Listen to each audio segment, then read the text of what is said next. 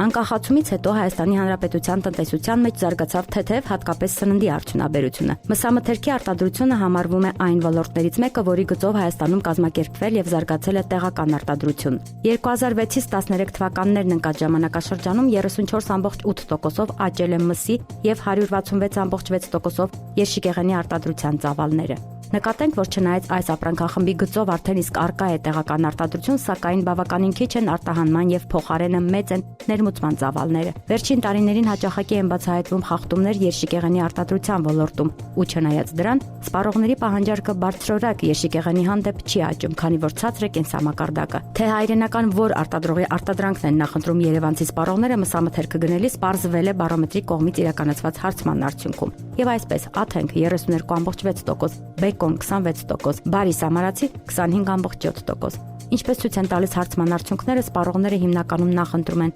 Աթենք, Բեկոն եւ Բարի Սամարացի ընկերությունների արտադրանքը։ Այնուհետև շատ մեծ տարբերությամբ հաջորդում են Մուշ, Դելիկատես, Մայասիմիա ընկերությունները։ Մսամթերք արտադրող մյուս ընկերությունների անունները հարցվողների կողմից նշված պատասխաններում ընդհանուր առմամբ կազմել են 3%։ Այսպիսով, չնայած այն հանգամանքին, որ մսամթերքի տեղական շուկան բավականին մրցակցային է, երևանաբնակ սպառողների մեծամասնությունը, հաշվի առնելով որակ եւ գին հարաբերակցությունը, նախապատվությունը տալիս է հիմնականում նշված 3 ընկերությունների կողմից արտադրված մսամթերքին։